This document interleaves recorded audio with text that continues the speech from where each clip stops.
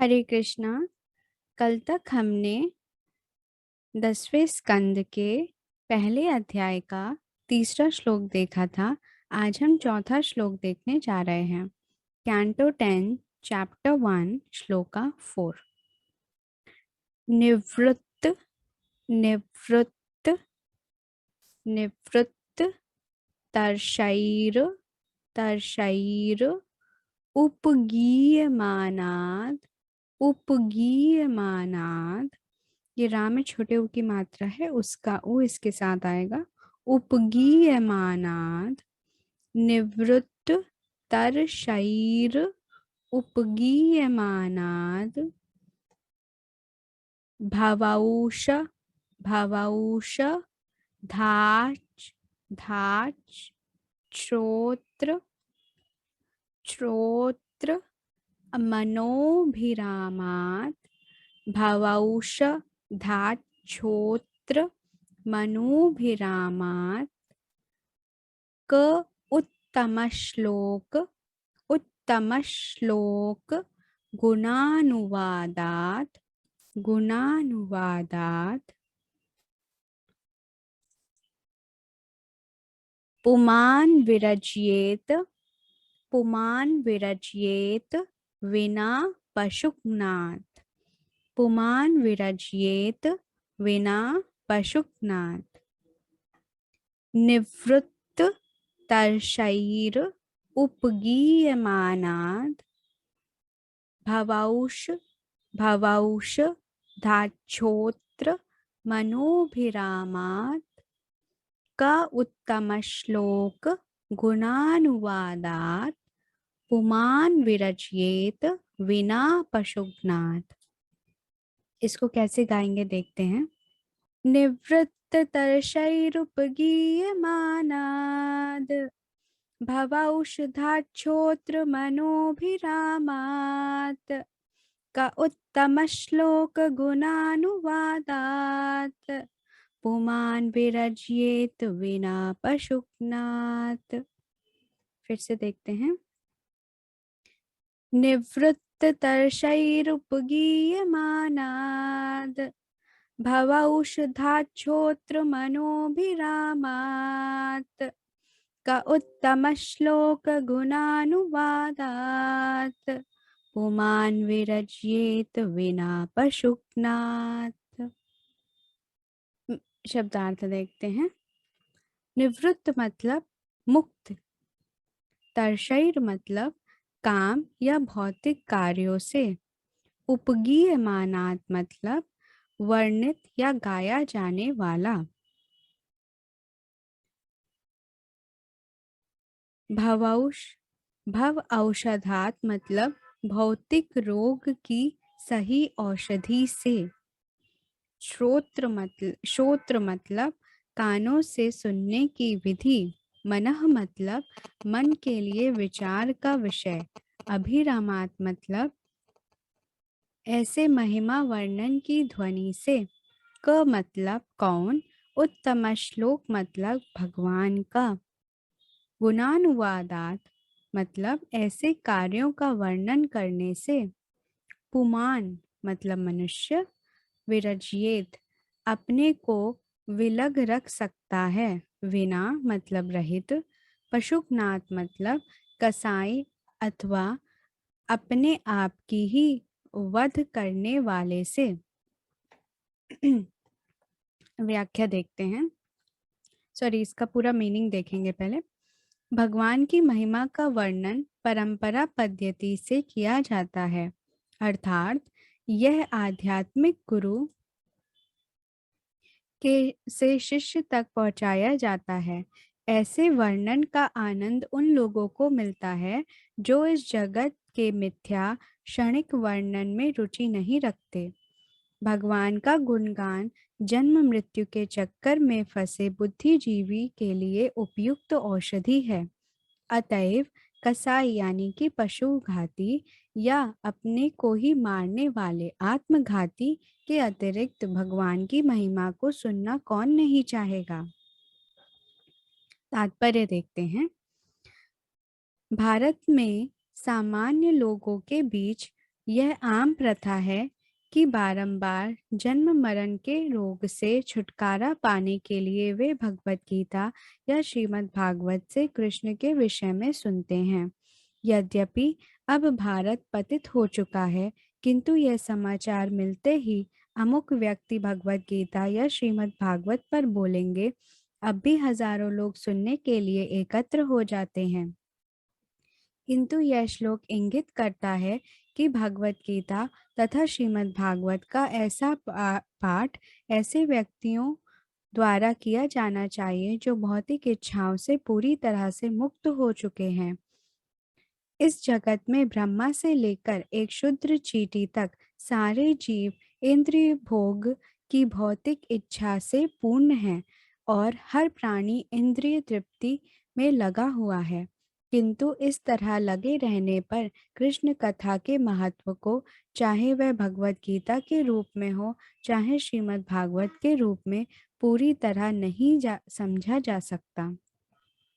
यदि हम मुक्त पुरुषों के मुख से भगवान की महिमा के विषय में सुने तो इससे भव बंधन से अवश्य छूट सकते हैं, किंतु श्रीमद् भागवत के पेशेवर वाचकों से सुनने पर वास्तव में मुक्ति प्राप्ति में कोई सहायता नहीं मिल सकती है। कृष्ण कथा अतीव सरल है। श्री भगवत गीता में कहा गया है कि कृष्ण परमेश्वर हैं। वे स्वयं बोलते हैं, मत्तः परतरम नान्यत् किंचिदस्ति धनंजय। हे अर्जुन, मुझसे श्रेष्ठ कोई सत्य नहीं है। केवल इतना ही जान लेने से कृष्ण परमेश्वर हैं, मुक्त हुआ जा सकता है।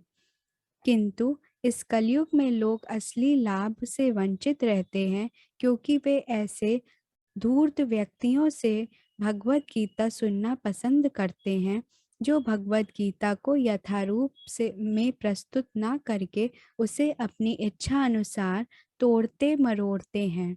बड़े बड़े विद्वान, राजनीतिज्ञ, दार्शनिक तथा वैज्ञानिक अपनी ही दूषित तरीके से भगवत गीता का प्रवचन करते हैं और सामान्य लोग इन्हें ही सुनते हैं, क्योंकि वे किसी भक्त से भगवान के गुणगान को सुनने में रुचि नहीं रखते।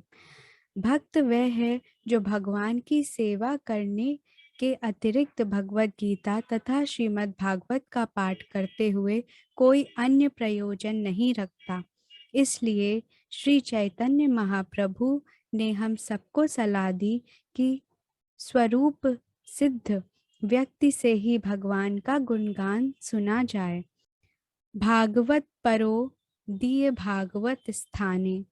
जब तक कोई कृष्ण अवनामृत विज्ञान में सिद्धात्मा ना हो, तब तक नव दीक्षित को चाहिए कि वह उससे भगवान के विषय में सुनाने के लिए ना कहें, क्योंकि श्रील सनातन गोस्वामी ने पद्म पुराण में निम्नलिखित उदाहरण देते हुए ऐसा करने को मना किया है।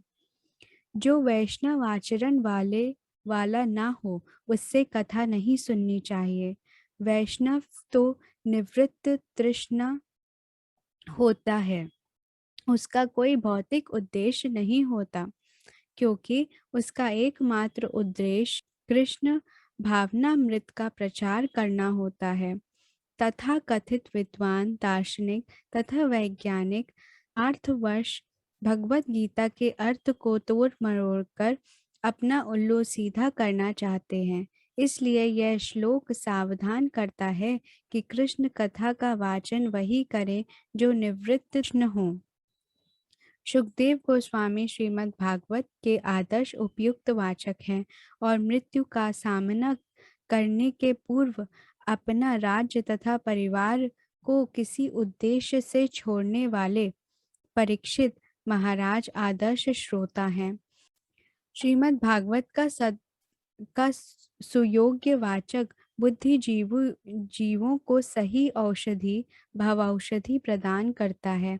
इसलिए कृष्ण भावनामृत आंदोलन ऐसे योग्य प्रचारकों को प्रशिक्षित करने में प्रयत्नशील है, जो सारे जगत में श्रीमद् भागवत तथा भगवत गीता का प्रचार कर सकें, जिससे विश्व भर में सामान्य जन इस आंदोलन का लाभ उठा सकें और भौतिक संसार में तीनों तापों से छूट सकें।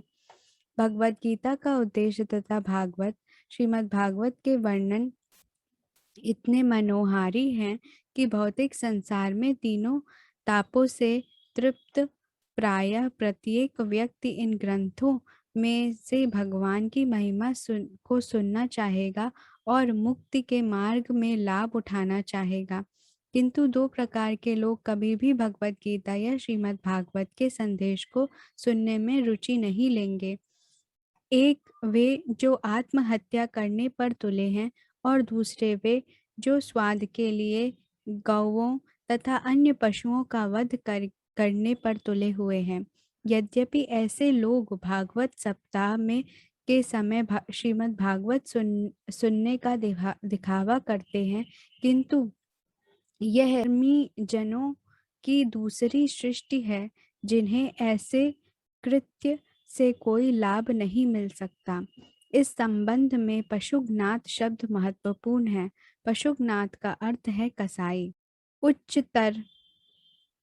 उच्चतर लोकों में जाने के लिए कर्मकांडी व्यक्तियों को यज्ञ करते समय पशुओं का वध करना होता है। इसलिए भगवान बुद्ध देव ने वेदों के प्रमाण का तिरस्कार किया, क्योंकि वे पशु बलि को रोकना चाहते थे।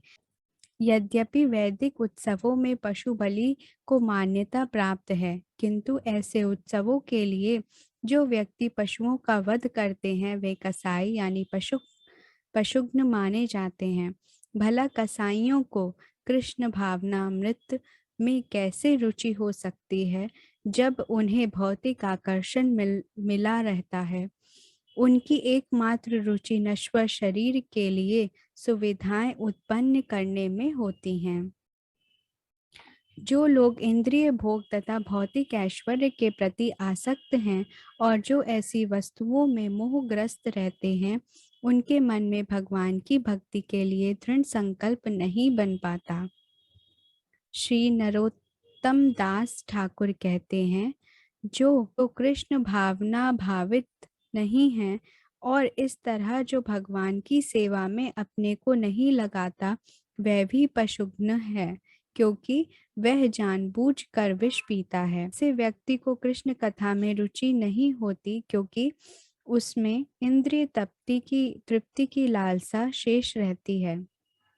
वह निवृत्त तृष्ण नहीं होता, जैसा कि कहा गया है, जिन्हें त्रिवर्ग अर्थात धर्म, अर्थ तथा काम में रुचि रहती है, वे भौतिक पद प्राप्त करने तथा उनके द्वारा इंद्रिय तृप्ति के लिए अच्छी अच्छी सुविधाएं प्राप्त करने के निमित्त धार्मिक होते हैं।